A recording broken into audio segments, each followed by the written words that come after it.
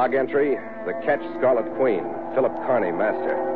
Position, 6 degrees, 42 minutes south, 116 degrees, 6 minutes east. Wind light, sky fair. Remarks, departed port of Bulilong, Bali after trouble over stores. Reason for trouble, Ah Sin and the Balinese Beaux art ball.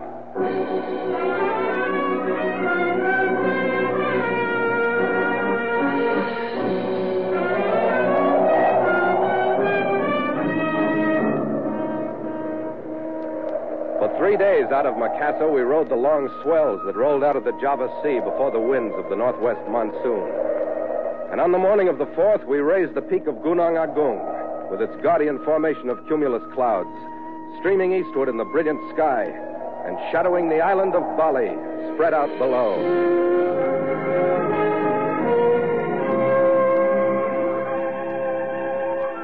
Kang's orders for the port of Bulilong were some of the most important we'd received on the voyage. We were to take on stores. Not ordinary stores, but salvage gear, diving gear, heavy jury anchors. All equipment to be used at the end of our quest for Kang's $10 million treasure of Chinese relics. To be used to lift it from hiding and place it in the cargo holds of the Scarlet Queen.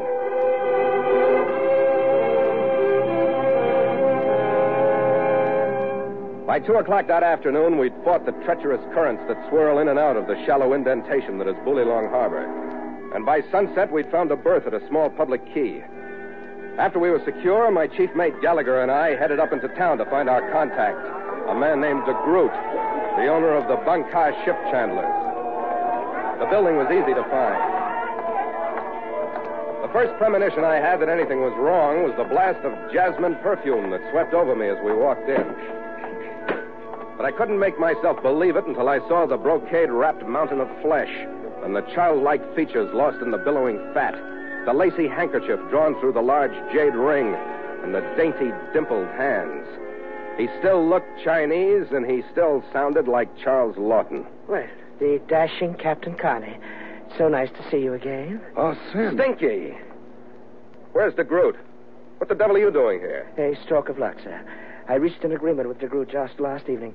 At the moment, I am the owner of the Bangka Ship Chandlers. That's enough for me. I'm getting out. Now, just hold on. Don't y'all go going off half-cocked now. Very concisely put, Mr. Mangan. It couldn't have been. The Mangan we'd run into in Tientsin had died. But this one looked like him and talked like him. And more to the point, like the other one, he sported a pearl-handled Frontier model Colt.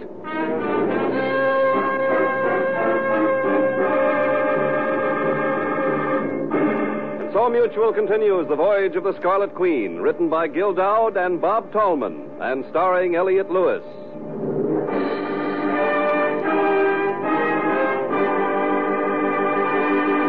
The Scarlet Queen, proudest ship to plow the seas, bound for uncharted adventure. Every week a complete entry in the log, and every week a league further in the strange Voyage of the Scarlet Queen.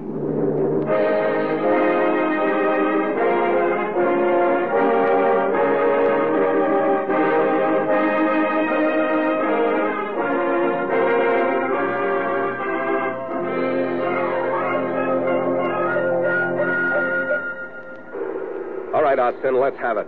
What do you want? You find me in dire need of your help, sirs. Yeah, I'll bet. Now, don't go interrupting us in all the time, will you? Just let him have his say. Thank you, Mr. Mangan. Oh, by the way, sirs, this is Mr. Mangan, my confidential secretary. You possibly remember his brother. Deceased in the line of duty. Yeah, I remember. I must say that although I do miss Richard, his brother Robert has developed into a most satisfactory associate. But my problem. I am caught between two equally powerful forces, and I must admit I'm at a loss as to which way to turn. Upon the one side, Mr. Constantino. Upon the other, your own employer, Kuji Kang. Both gentlemen hungering after esteem and wealth, and, dear me, I find myself embroiled. Yeah, I'll bet you fought to stay out all right, huh? Oh, yes, indeed. I made myself most unavailable. Yeah. I was, in fact, taking my ease aboard one of my pearling luggers off the Tannenbars when I was approached by a courier from Mr. Constantino, a quite superior type of chap, Roland Galter by name. I disliked him immediately, but Alas, he offered me $10,000, merely to describe to him the stores that are to be placed aboard your ship.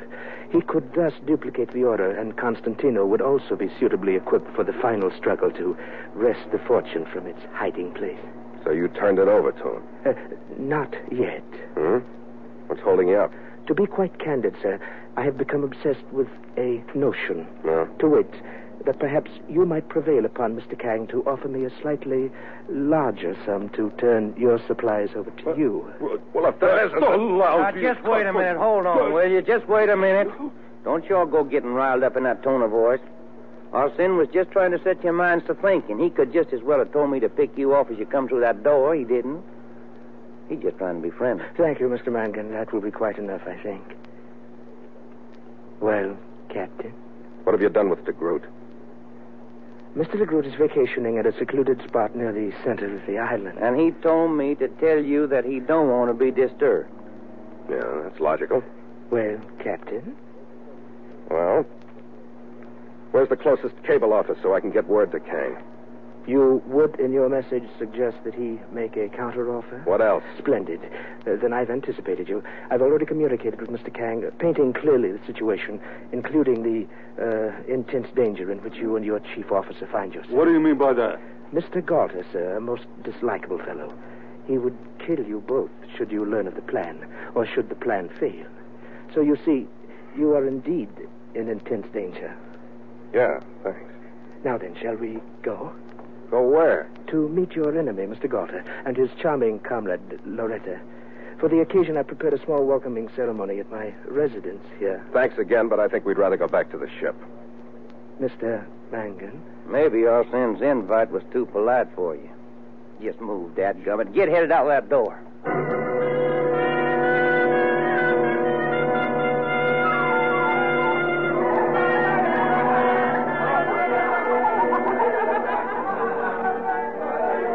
Arsene's house was like the resident governor's palace.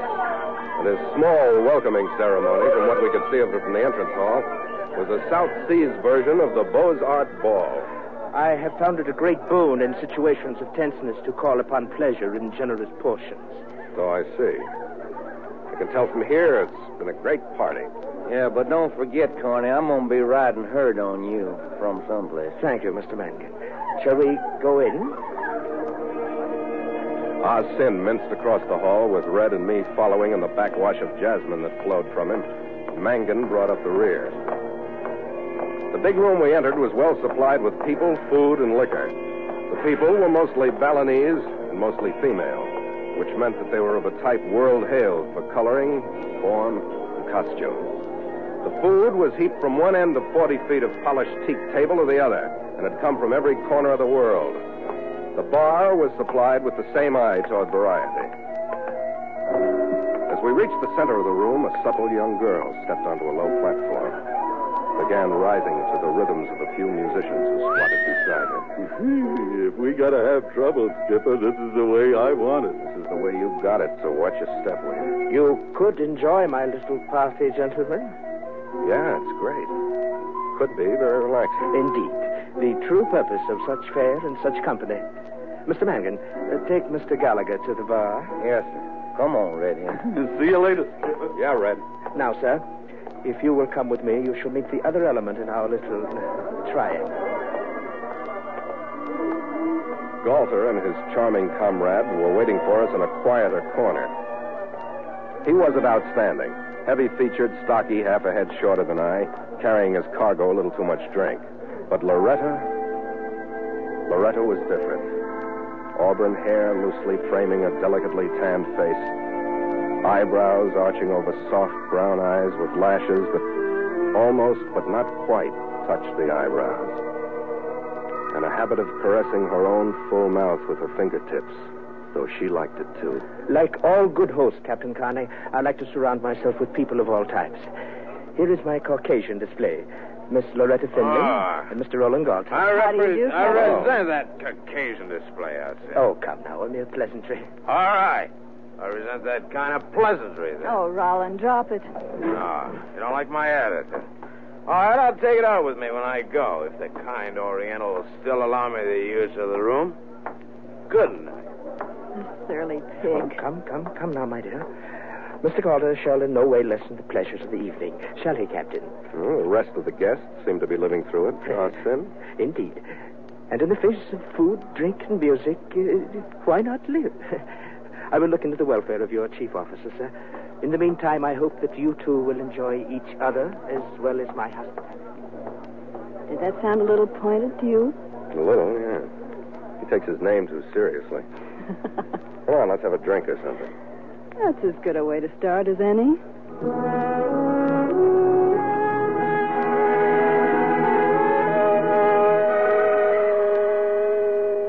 She was not only beautiful, but she was led by instinct, and well versed in using the same instinct on others. We went from the bar to the wide-screen veranda, then to some comfortable rattan furniture in a secluded corner of the softly scented garden. What's the matter, Phil? What could be? Just wishing I knew you better. Why? So I'd know why you were here? In Boulalong? No, here. Oh. Because you appeal to me. How about Galter? He doesn't appeal to me anymore. You do. Come here, darling. See? Yeah. Are you glad? I'm human. I know you are. Oh, I know you are, darling. What was that? Oh, what is it? What you telling me? Phil, my arm, you're hurting me. You bring me out here to get me out of the way? No, Phil. Really, I didn't know he was going to do anything. Phil, let go. Sit down and stay there. I'll tell you later if you're lying or not.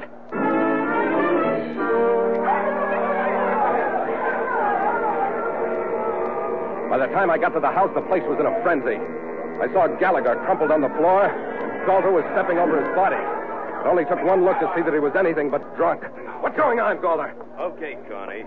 Keep moving this way. What have you done to Gallagher? A man his size is safer on the floor. You look pretty good there yourself. Hell, don't try it, Connie. Start talking before I do.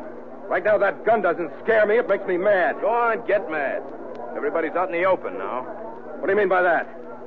I've seen to it that the message from our Cinder Gang never got out of Bully Long, Connie. Whatever bargaining's to be done will be done by me, which means none. Now turn around and face the door. Okay, it's your party, Galter. Where are we going? You really want to know? You're staying here. Wait.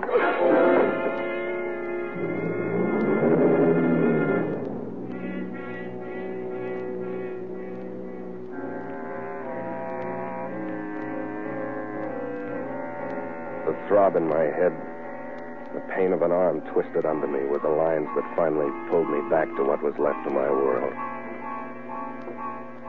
It was inky dark. I was lying on a floor. Warm enough.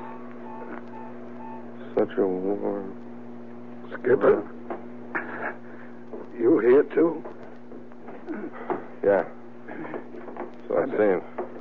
I've been laying here for 4 or 5 years, I guess, not moving for fear that clunkhead would bash me again. What happened, Red? I was outside, being human. Well, all of a sudden, Galter had Arsene laid out like we were, and then Mangan.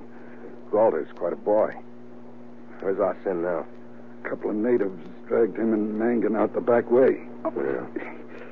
My head's got a knot the size of a heaving lead. If I ever get my Hold it, hands Red. on it...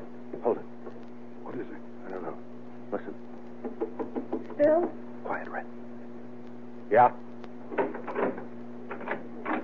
Thank heaven I finally found the room. What do you want? Phil, believe me, I didn't draw you away from the house for any reason except my own. Listen, I can get you out of here. Will you trust me? Candidly, no. Here's Mangan's gun. Now will you trust Not me? if you gave me the Royal Dutch Artillery. Everything you do is just too pat. This, for example. Why? Because I want to get rid of Galter. I want you to kill him. You're faded. I'll take that one. Okay, gorgeous. Lead the way. It isn't much, but it's the best offer we've had since the lights went out.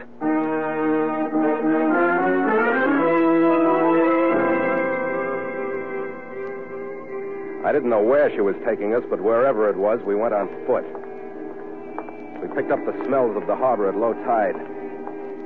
Then the greasy shine of the water. She led us out onto a pier, to a shack set up on pilings. We opened the door. Mixed with the stench of mud, there drifted the faint odor of jasmine.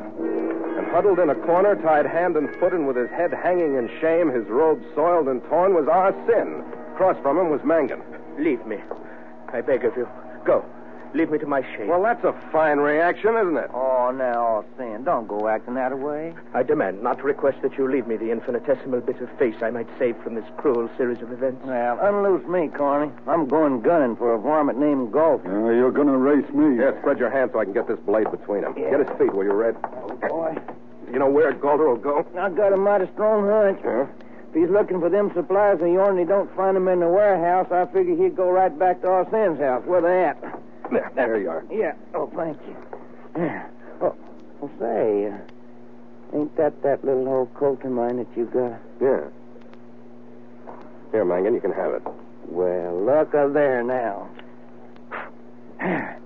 All right, now don't you fret none, Arsen. If I could see but one small glimmer of hope. Oh, buck up, you old horse thief. Look, we don't have time to stay here and argue with you. Come on, Arsen. We're going to save your face.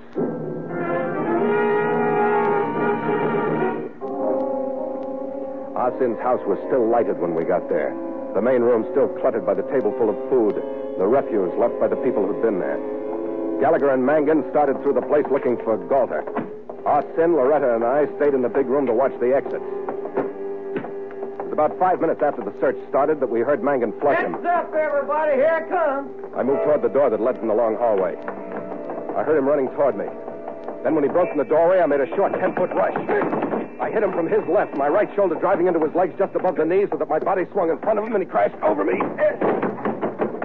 Oh, the bruise his gun barrel had left behind my ear got bumped in the first impact. And with the anger the pain brought me, I let him up. Stood back, then went in again to regain the face I'd lost when he gun whipped me.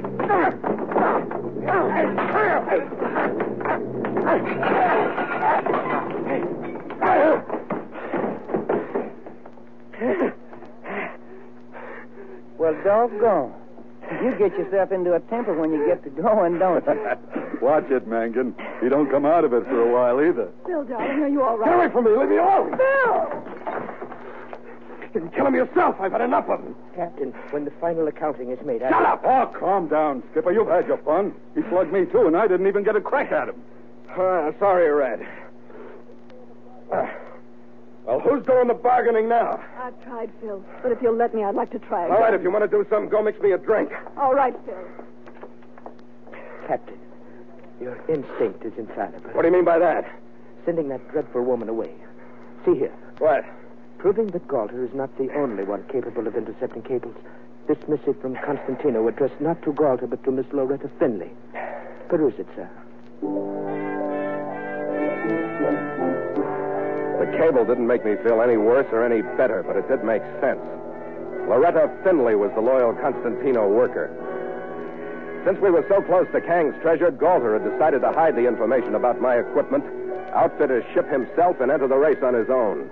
So finally, the warm trip to the softly scented garden made sense.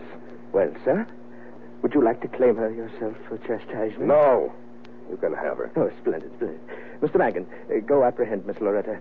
We will sell her for a handsome profit to the first party leaving for the Asia mainland. But we could send her down to Texas. That'd take the fight out of her. Well, sir, when the final accounting, I believe it is safe to assume that we may part as we met, on equal footing and as the best of friends. My broken furniture and dishes, a not inconsiderable item notwithstanding. Your face is all right? Indeed. Since you, my friend, saw to it that Galter's activities were terminated on my premises, I feel that I have indirectly but conclusively saved the situation. Well, that's a boy, old man. I knowed you'd come up bucking. My debt to you is even now so great that my greatest sacrifice barely suffices to even the score. I give to you your supplies. Well, you're very generous, Sim. Indeed. Thank you, sir. I may say that you are a most estimable man yourself, sir.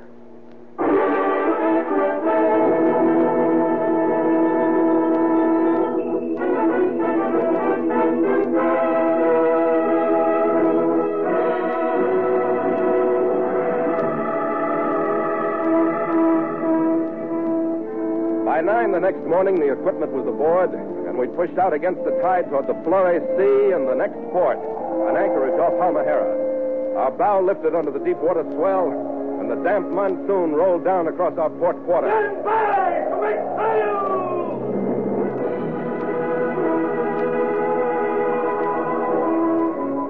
The crew, keyed to excitement by the diving gear we'd taken aboard, jumped to their stations, reminded again that it was an important ship they'd signed on. Starboard sheet! Make sail!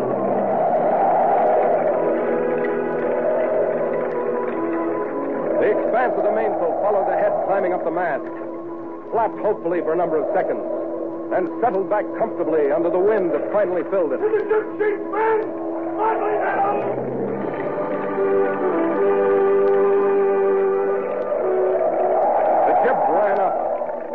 Then the mizzen. And the Scarlet Queen slashed into the swells as though impatient. As though the wind and sea she had were not enough for her to work with. Skipper, I want to ask you a question. Fire away, Red. When you said you were out in the garden acting human, just what did you mean? Well, Red, I was just admiring all the glories of Bali, that's all. That's human. Yeah, that's what I thought, of course. I knew you wouldn't be wasting your time with Loretta. What do you know about it? What do you think you were babbling about when you were coming to after that knock on the head? Yeah? Well, what do you know about that? Nothing. I'm waiting for you to tell me. Would a drink help, Skipper? To bring back memories or drown regret? Suit yourself, Skipper. Okay, I will. After you, mate. After you.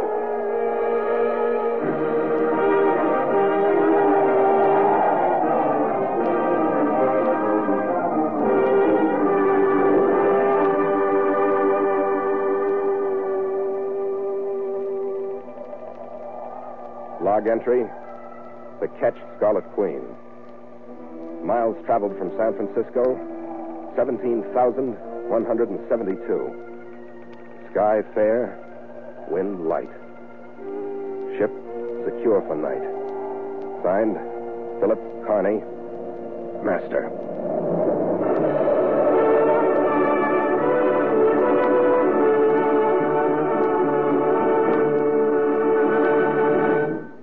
Will invite you to sail into further adventure on the voyage of the Scarlet Queen next week, same time.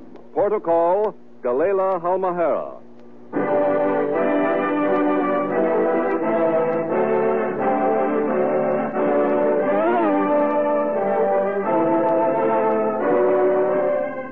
The Voyage of the Scarlet Queen stars Elliot Lewis as Phil Carney with Ed Max as Gallagher, and tonight featured Bill Conrad as Arsene with Barton Yarborough as Mangan.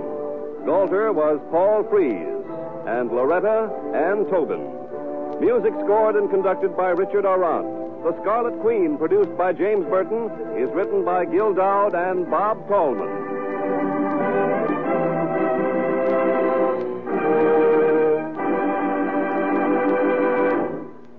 This program came to you from Hollywood.